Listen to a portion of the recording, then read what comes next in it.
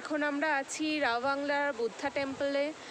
পেছনেই দেখতে পাচ্ছ বুদ্ধাকে। এইখানে মৈনাক আর মাম্মা হেঁটে যাচ্ছে। খুব সুন্দর এবং প্রচণ্ড ঠান্ডা হাওয়া দিচ্ছে। হ্যালো গাইস, আমরা এখন রাওবাংলা থেকে নামচি যাচ্ছি।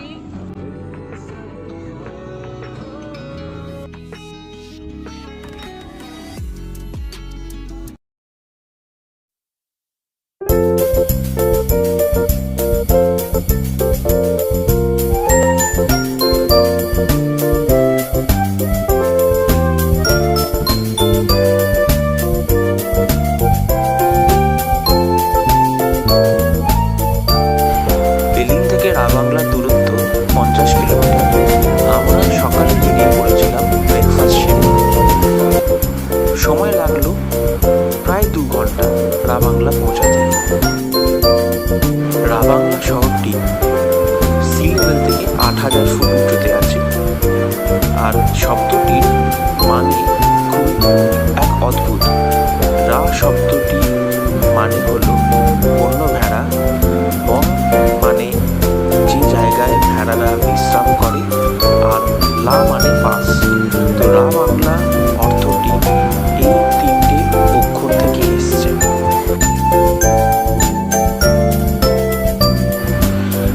আমরা যে গাড়িটি ভাড়া করেছিলাম সেটা হোটেল থেকে আমাদের ব্যবস্থা করে দেওয়া হয়েছিল। রাওবাংলা যদি আপনারা আলাদা করে আসেন তাহলে আপনাদের পড়বে 3000 টাকা। আর যদি রাওবাংলা নামচি হয়ে দার্জিলিং যেতে হয় সেই ক্ষেত্রে আপনাদের পড়বে 5000 টাকা। আমরা গাড়িটি রাওবাংলা, তারপর নামচি এবং আমাদের শেষ ডেস্টিনেশন দার্জিলিং অবধি হায়ার করেছিলাম এবং আমাদের সেই ক্ষেত্রে পড়েছিল পুরো দিনের ভাড়া 5000 টাকা।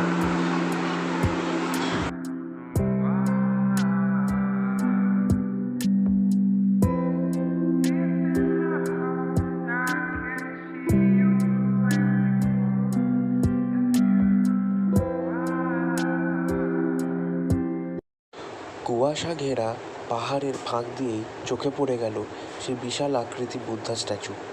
এই বুদ্ধা স্ট্যাচু রাওবাংলার অন্যতম ট্যুরিস্ট স্পট। আর এই বুদ্ধা স্ট্যাচু ঘিরেই তৈরি হয়েছে এক বিশাল বড় বুদ্ধা পার্ক, যেখানে আমরা আর কিছুক্ষণের মধ্যেই পৌঁছাতে চলেছি।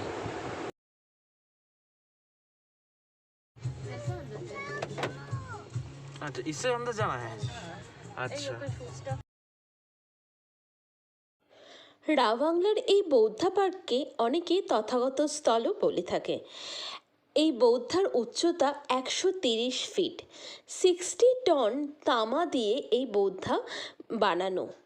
2006 সালে এই কনস্ট্রাকশন শুরু হয়েছিল এবং 2013 সালে কনস্ট্রাকশনটা শেষ হয়। 2550তম বৌদ্ধের জন্মবার্ষিকীতে এটার উদ্বোধন করা হয়।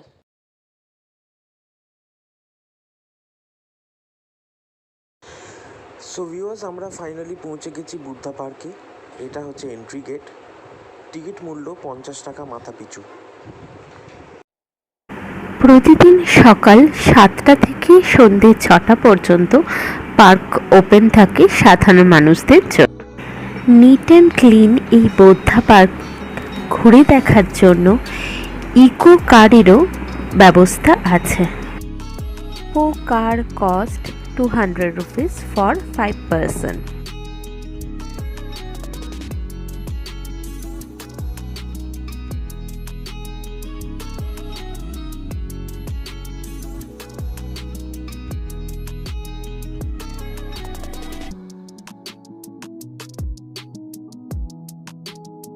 ভেতরে অনেকটাই বড় জায়গা, আর এখানে বেশ কয়েকটা দোকানও আছে যেখান থেকে তোমরা খাবার দাবার কিনতে পারো, এখানকার লোকাল আইটেমস কিনতে পারো।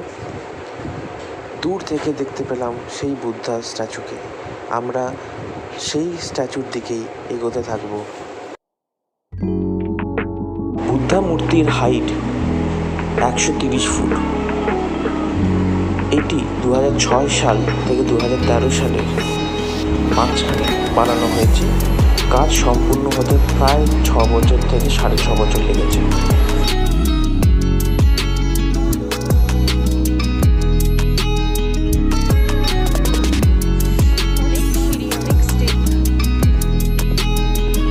চারিদিকে পাহাড়, আর পাহাড়ের মাঝে এই সুন্দর একটা পার্ক।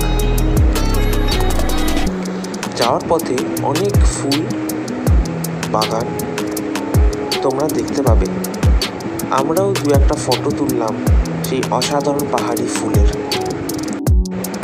পার্কে ওঠা নামার জন্য সিঁড়ির যেমন বন্দোবস্ত আছে, তার সাথেই একটা স্লোপও বানানো হয়েছে, যার মাধ্যমে তোমরা ওপর নিচে ওঠানামা করতে পারো। তো আমরা ছিলাম হচ্ছে ভিউ পয়েন্টে, সেখান থেকে ঠিক আমরা নেমে এসেছি এখন। একটা সুন্দর ফাউন্টেন আছে, তোমাদের দেখাবো। খুবই ভালো লাগছে, আজকে ওয়েদারটাও খুব ভালো, সানলাইট আছে, সানি ওয়েদার। কালকে ফোরকাস্ট ছিল, হোটেলে বসে দেখছিলাম যে রাত্রে স্নোফল হবে, কিন্তু খুবই সামান্য স্নোফল হয়েছে। তো আজকে সানি ওয়েদারটা লাকিলি ভালো পেয়েছি। তো তোমাদের ফাউন্টেনটা দেখাই। ওয়াও,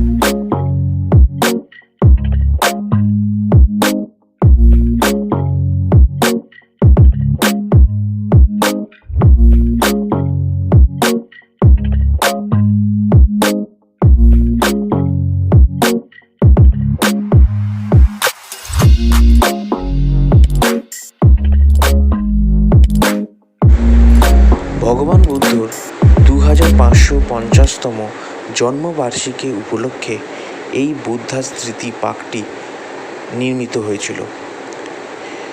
বলা হয় যে দুনিয়ার অনেক নামি দামি কারিগর এসে এই বুদ্ধা পার্ক এবং এই স্ট্যাচুটি স্থাপন করার জন্য সহায়তা করেছিলেন।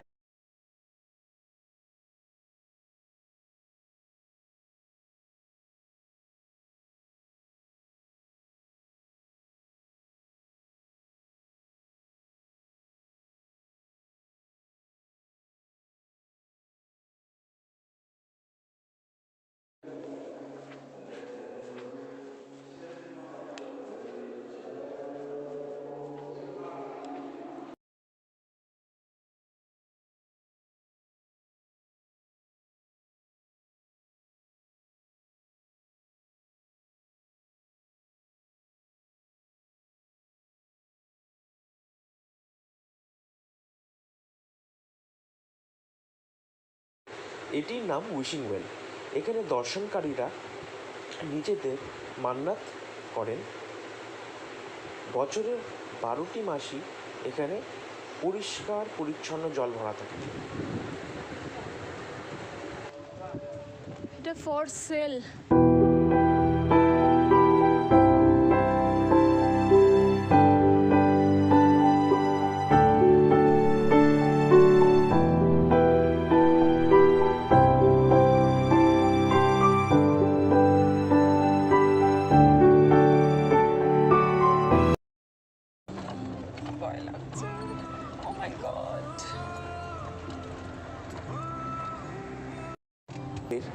ডেস্টিনেশন আমাদের দক্ষিণ সিকিমের নামচি।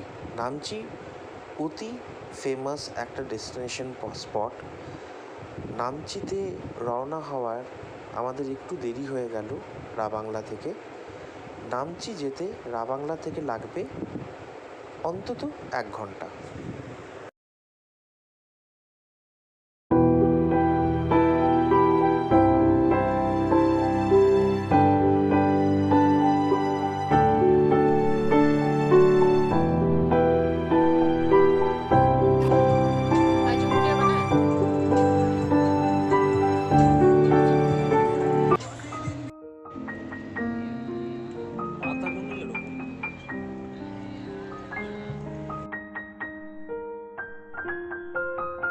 ফাইনালি পৌঁছে গেলাম নামচিতে ঢোকার পথে পার্কিং সমেত আমাদের খরচা হলো 100 টাকা।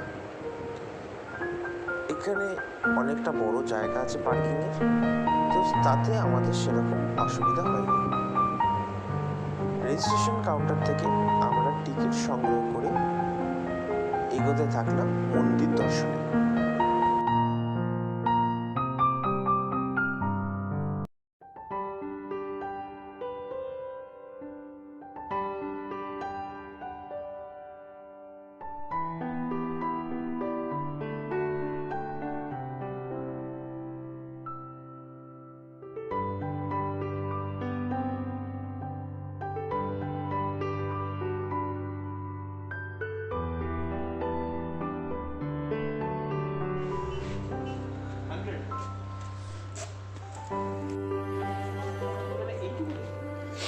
नहीं ऊपर है यार, तो ये सीढ़ी से जाएंगे ना। अच्छा, जय प्रभु नमः शिवाय नमः।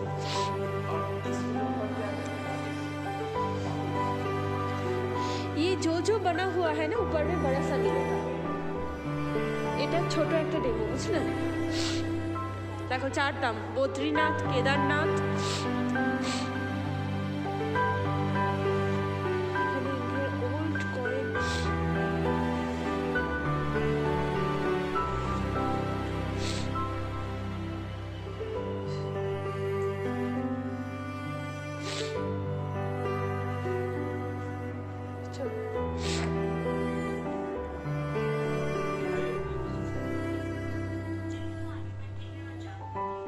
इसका प्राइस क्या है? बचता क्यों नहीं है?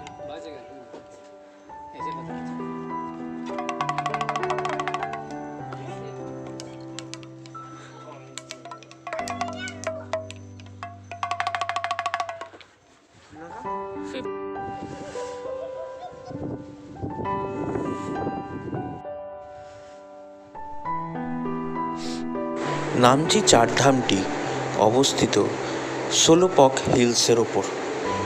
বলা হয় মহাভারতের সময় অর্জুনের তপস্যায় ভগবান শিব এসে ওনার যে মনোকামনা পূর্ণ করেছিলেন সেটি এই পাহাড়েই ভগবান শিবের অবতরণ।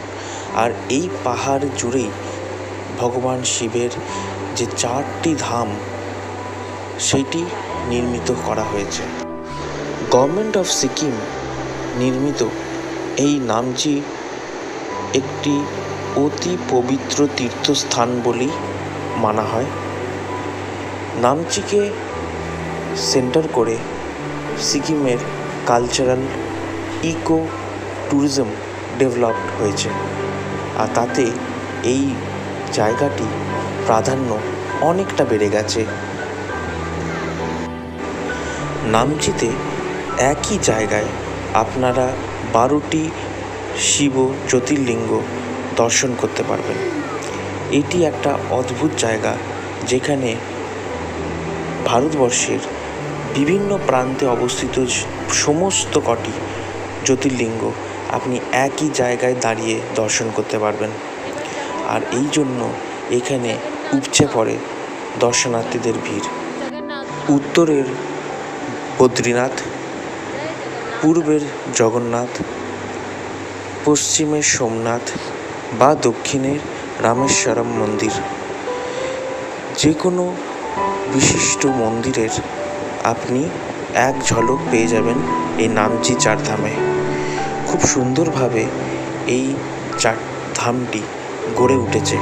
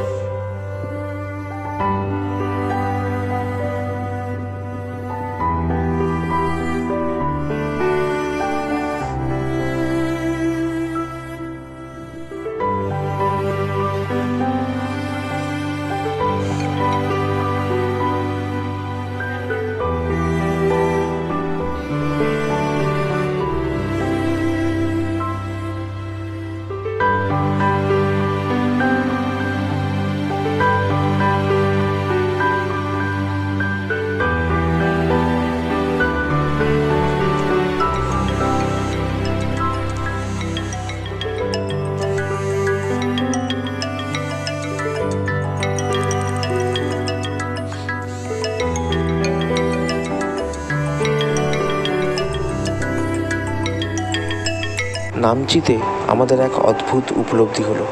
মনে হলো এই ক্ষুদ্র জায়গায় এসে সম্পূর্ণ ভারতবর্ষ দর্শনের লাভ হলো আমাদের। কোনো দিকে তাকালে দেখতে পাচ্ছি বদ্রীনাথ মন্দির, কোনো দিকে তাকালে দেখতে পাচ্ছি সোমনাথ, কোনো দিকে তাকালে দেখতে পাচ্ছি জগন্নাথ পুরী মন্দির, বা অন্য প্রান্তে তাকালে চোখে পড়ে যাচ্ছে কন্যাকুমারীর সেই বিশ্ববিখ্যাত রামেশ্বর মন্দির।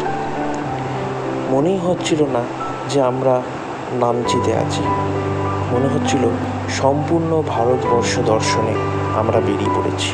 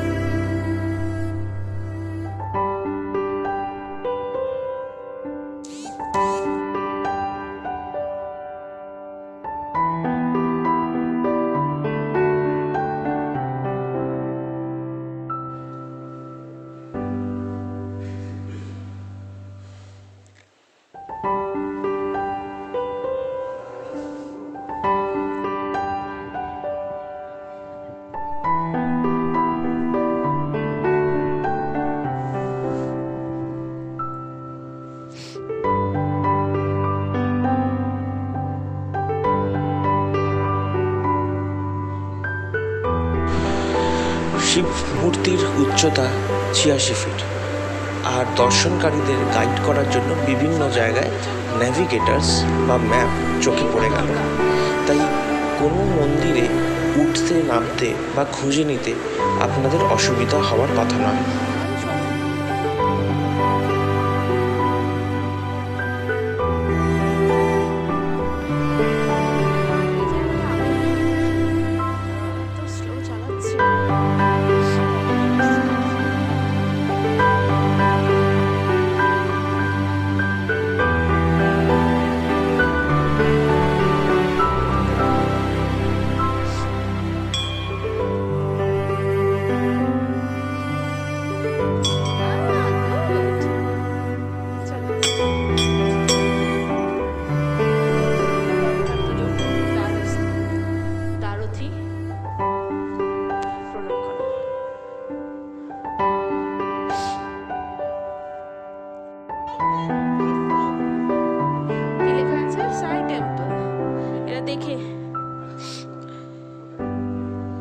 এটার উপর পা দিয়ে চলো।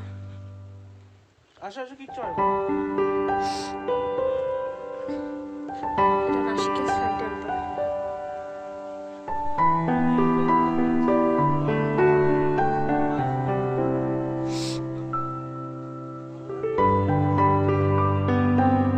এইটা দরকার, এখানটা দেখে এসো, গর্ত আছে। না, নামচিতে বরফ পড়ে না। এটা তুমি মান্নাত করলে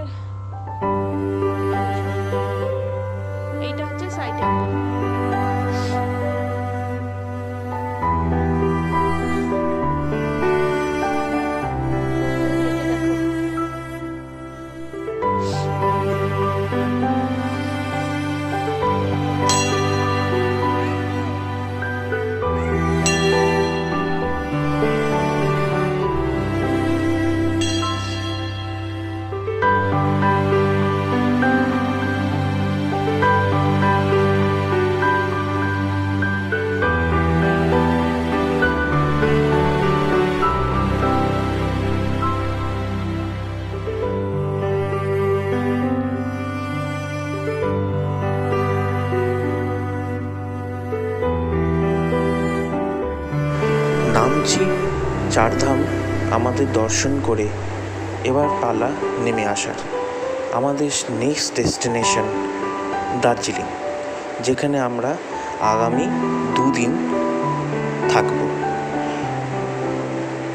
ভগবানের আশীর্বাদ প্রাপ্ত হয়ে আমাদের আজকের দিনটা খুব সুন্দরভাবে এখানে সমাপ্ত হলো।